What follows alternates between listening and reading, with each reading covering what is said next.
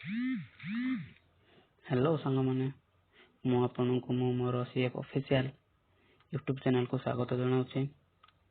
आज आम 10वीं श्रेणी साहित्य बही मंगल लीला उषा विषय top 25 short question by mark question discussion करबा जहाँकि आपण मानकर होउथिबा एसएटू परीक्षा पई अति गुरुत्वपूर्ण। तो ये वीडियो को आपण माने अति ध्यान रे और शेष पर्यंत देखंतु सांग माने जाफल आपण माने बुझी पारिबे। तो आसंतु सांग माने आरंभ करबा। तो ये वीडियो प्रथम प्रश्नटी हला वैदेही विलास काव्य रे केउ मान पुरुषों कथा वर्णित होईछि। सांग माने आपण मान तो जानिथिबे वैदेही विलास रे केउ मान पुरुषों कथा वर्णित होईछि सांग माने। तो प्रथम प्रश्नर आंसर हेबो वैदेही विलास काव्य रे मर्यादा पुरुष श्री रामचंद्र कथा वर्णित करा जायछि। सांग माने आंसर हेबो वैदेही विलास काव्य रे मर्यादा पुरुष श्री रामचंद्र कथा वर्णित करा जायछि। 2 नंबर प्रश्नटी हला सांग माने राघवंक लंका यात्रानुकूल कविताटी उपेन्द्र भंजक केउ काव्यରୁ संग्रहित सांग माने। तो आपण मते जानिथिबे यार आंसर टी हेबो राघवंक लंका यात्रानुकूल कविताटी कवि सम्राट उपेन्द्र भंजक वैदेही विलास काव्यରୁ संग्रहित करा जायछि बा होईछि। 3 नंबर प्रश्नटी हला सांग माने हिंदू को प्रतिभा पय रामचंद्र काहे स्थिर करथिले सांग माने। काहे ना आंसर टी हेबो सांग माने रावण सीता को अपहृत कर नहीं जाइथिला। सीता को उद्धार करबा पय रामचंद्र सिंधु को प्रतिभा पय स्थिर करथिले।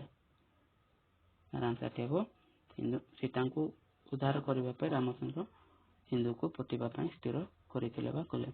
4 नंबर प्रश्नटी हला सांग माने समुद्र रे सेतु बांधिबारे काहे विफल हेले बोली रामचंद्र भाविले। काहे विफल हेले बोली भाविले सांग माने। आंसर टी हेबो जलाधिपति वरुण देवंको बिना अनुमति रे सेतु बांधिबा को प्रचेष्टा करिथिबारु विफल हेले बोली रामचंद्र भाविथिले।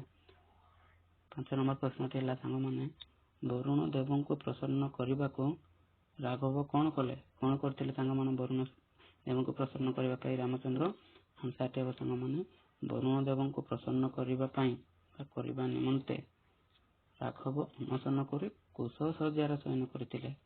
कुश सज्जार शयन करथिले वरुण को प्रसन्न करबा पई रामचंद्र। तो 6 नंबर प्रश्नटी हला सांग माने रावण काहा को दूत रूप रे विभीषण अंगद निकट को पठाइथिले। काहा निकट को पठाइथिले सांग माने काहा को पठाइथिले। प्रश्न हला रावण काहा को दूत रूप रे विभीषण अंगद निकट को पठाइथिले। काहा को पठाइथिले सांग माने आपण मन जानथिबे। आंसर टी हेबो सुक सारण को पठाइथिले। आंसर टी हेबो सुक और सारण नामक दुई मंत्री। कहार दुई मंत्री रावण को दुई मंत्री सुक सारण को पठाइथिले का निकट को विभीषण अंगद निकट को। 7 नंबर प्रश्नटी हेबो सांग माने हला 7 नंबर प्रश्न हला रावण काहे सुक सारण को पठाइथिले।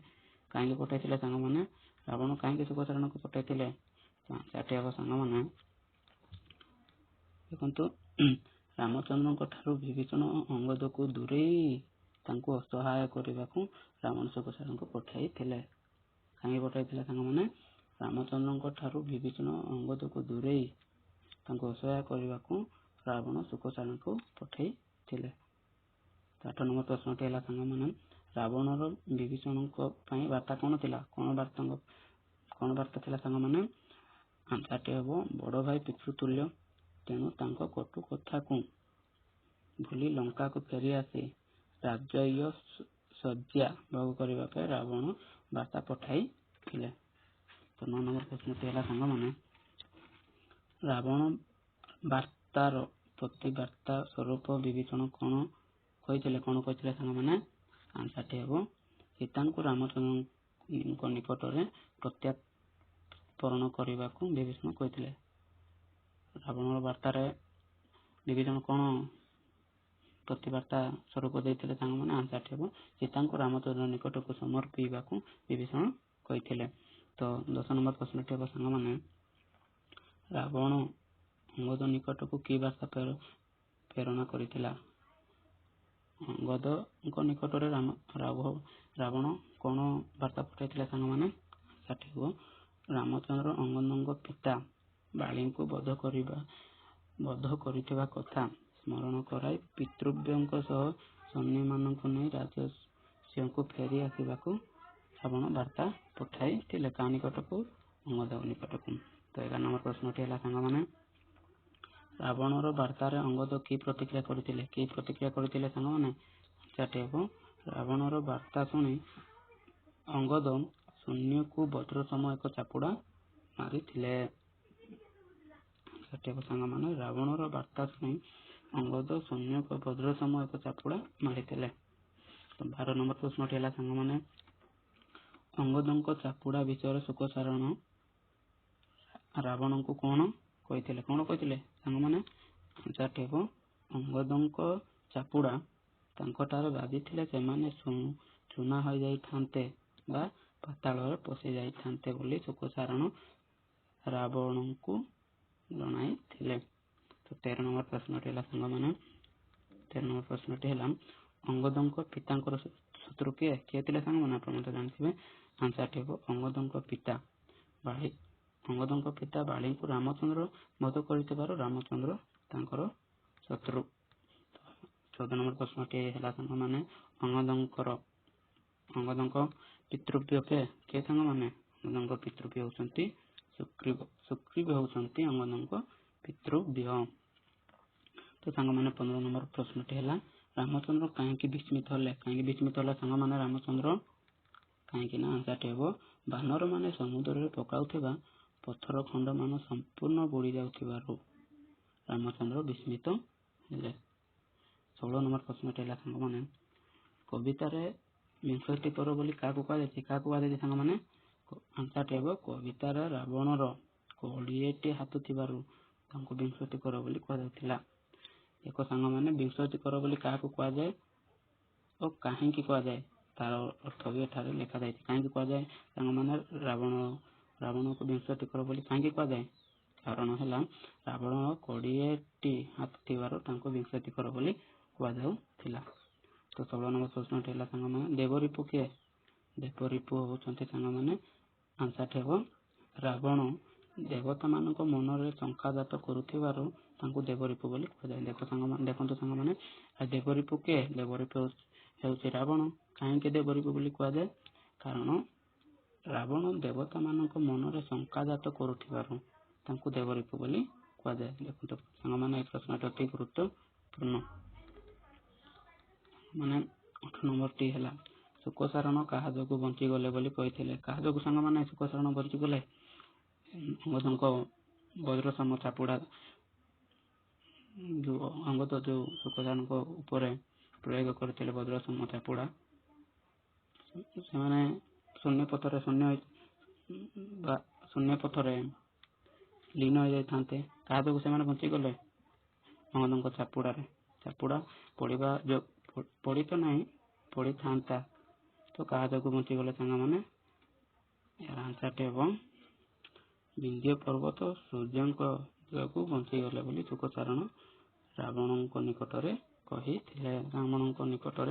କହିଥିଲେ ଯେ ବିନ୍ଧ୍ୟ ପର୍ବତ ସୂର୍ଯ୍ୟଙ୍କ ଯୋଗୁଁ ବଞ୍ଚିଗଲେ ବୋଲି ଶୁକସାରଣ କହିଥିଲେ। 19 ନମ୍ବର ପ୍ରଶ୍ନଟି ହେଲା ସାଙ୍ଗମାନେ, ରାବଣ କାହିଁକି ବିରସ ଥିଲେ ରାବଣ? ଆନ୍ସରଟି ହେବ ସାଙ୍ଗମାନେ, ରାମଚନ୍ଦ୍ର ଲଙ୍କାକୁ ଆସିଲେ ଯୁଦ୍ଧ ଅବଶ୍ୟ ହେବ ଜାଣି ରାବଣ ବିରସ ହୋଇଥିଲେ। ସେତୁବନ୍ଧ ବାନ୍ଧିଲା ପରେ ରାମଚନ୍ଦ୍ର ଲଙ୍କାକୁ ନିଶ୍ଚୟ ଆସିବେ ଜାଣି ରାବଣ ବିରସ ଥିଲା। ଆସିଲେ କଣ ହବ? ଯୁଦ୍ଧ ହବ, ଏହା ଜାଣି ରାବଣ ବିରସ ଥିଲା। ତ 20 ନମ୍ବର ପ୍ରଶ୍ନଟି ହେଲା ସାଙ୍ଗମାନେ, ରାବଣ କାହିଁକି ମନ୍ଦ ମନ୍ଦ ହସିଲା? କାହିଁକି ସାଙ୍ଗମାନେ? ଆନ୍ସରଟି ହେବ ରାମଚନ୍ଦ୍ର ସାମାନ୍ୟ ବରୁଣଙ୍କୁ ପ୍ରସନ୍ନ କରିବା ପାଇଁ ପ୍ରଚେଷ୍ଟା କରୁଥିବାରୁ ତାଙ୍କର ହୀନ ପରାକ୍ରମ କଥା ଉପଲବ୍ଧ କରି ମନ୍ଦ ମନ୍ଦ ହସିଲା। ସାଙ୍ଗମାନେ କଣ ପାଇଁ ହସିଥିଲା? ବରୁଣଙ୍କୁ ପ୍ରସନ୍ନ କରୁଥିବାର ତାଙ୍କର ହୀନ ପରାକ୍ରମ କଥା ଉପଲବ୍ଧ କରି ରାବଣ ମନ୍ଦ ମନ୍ଦ ହସିଥିଲା। ତ 21 ନମ୍ବର ପ୍ରଶ୍ନଟି ହେଲା ସାଙ୍ଗମାନେ, ବରୁଣଙ୍କୁ ପ୍ରସନ୍ନ କରିବା ପାଇଁ ରାମଚନ୍ଦ୍ର କେଉଁ ଶଯ୍ୟାରେ ଶୟନ କରିଥିଲେ ସାଙ୍ଗମାନେ? ଆପଣମାନେ ତ ଜାଣିଥିବେ। ଆନ୍ସରଟି ହେବ ବରୁଣଙ୍କୁ ପ୍ରସନ୍ନ କରିବା ପାଇଁ ରାମଚନ୍ଦ୍ର କୁଶ ଶଯ୍ୟାର ଚୟନ କରିଥିଲେ। ତ 22 ନମ୍ବର ପ୍ରଶ୍ନଟି ହେଲା ସାଙ୍ଗମାନେ କବିତାରେ କାହାକୁ ବିଭୂତି ଭୂଷଣ ବୋଲି କୁହାଯାଇଛି? କାହାକୁ କୁହାଯାଇଛି ସାଙ୍ଗମାନେ ଆପଣ ମଧ୍ୟ ଜାଣିଥିବେ। ଆନ୍ସରଟି ହେଲା କବିତାରେ ରାମଚନ୍ଦ୍ରଙ୍କୁ ବିଭୂତି ଭୂଷଣ ବୋଲି କୁହାଯାଇଛି। କାହାକୁ? ରାମଚନ୍ଦ୍ରଙ୍କୁ ବିଭୂତି ଭୂଷଣ ବୋଲି କୁହାଯାଇଛି। ତ 23 ନମ୍ବରଟି ହେଲା ସାଙ୍ଗମାନେ ଶୁକସାରଣ କାହା ଭୟରେ ଶୀଘ୍ର ପଳାଇଥିଲେ? କାହା ଭୟରେ ସାଙ୍ଗମାନେ? ଆନ୍ସରଟି ହେବ ବିଭୀଷଣ ଓ ଅଙ୍ଗଦଙ୍କ ଭୟରେ ଶୁକସାରଣ ଶୀଘ୍ର ପଳାଇ ଆସିଥିଲେ ବା ଆସିଲେ। ତ 24 ନମ୍ବରଟି ହେଲା ସାଙ୍ଗମାନେ ଉପେନ୍ଦ୍ର ଭଞ୍ଜଙ୍କ ରଚିତ ପଦ୍ୟାତ୍ମକ ଶବ୍ଦକୋଷର ନାମ କଣ ଥିଲା? କଣ ଥିଲା ସାଙ୍ଗମାନେ ପଦ୍ୟାତ୍ମକ ଶବ୍ଦକୋଷର ନାମ? ଆନ୍ସରଟି ହେବ ସାଙ୍ଗମାନେ ଉପେନ୍ଦ୍ର ଭଞ୍ଜଙ୍କ ରଚିତ ପଦ୍ୟାତ୍ମକ ଶବ୍ଦକୋଷର ନାମ ଥିଲା ଗୀତାଭିଧାନ। ତ 25 ନମ୍ବର ପ୍ରଶ୍ନଟି ହେଲା ସାଙ୍ଗମାନେ ରାଘବଙ୍କ ଲଙ୍କା ଯାତ୍ରାନୁକୂଳ କବିତାଟି କେଉଁ ରାଗରେ ରଚିତ? ରାଘବଙ୍କ ଲଙ୍କା ଯାତ୍ରାନୁକୂଳ କବିତାଟି କେଉଁ ରାଗରେ ରଚିତ ସାଙ୍ଗମାନେ? ଦେଖନ୍ତୁ ଏହି ପ୍ରଶ୍ନଟି ଅତି ଗୁରୁତ୍ୱପୂର୍ଣ୍ଣ। ଆନ୍ସରଟି ହେବ ରାଘବଙ୍କ ଲଙ୍କା ଯାତ୍ରାନୁକୂଳ କବିତାଟି ଆଶାବରୀ ରାଗରେ ରଚିତ ହୋଇଛି। ତ ସାଙ୍ଗମାନେ ଆଜିର ଏହି ଭିଡ଼ିଓଟି ଏତିକିରେ ରହିଲା। ମୁଁ ଆଉ ଏକ ନୂଆ ଭିଡ଼ିଓ ନେଇକି ଆସିବି ଲଙ୍ଗ କୋଶ୍ଚିନ୍ ଉପରେ। ତ ମୁଁ ଶେଷରେ ଏତିକି କହିବି, ଆପଣମାନେ ଏପର୍ଯ୍ୟନ୍ତ ଚ୍ୟାନେଲକୁ ସବସ୍କ୍ରାଇବ କରିନାହାନ୍ତି ତ କରିନିଅନ୍ତୁ ଓ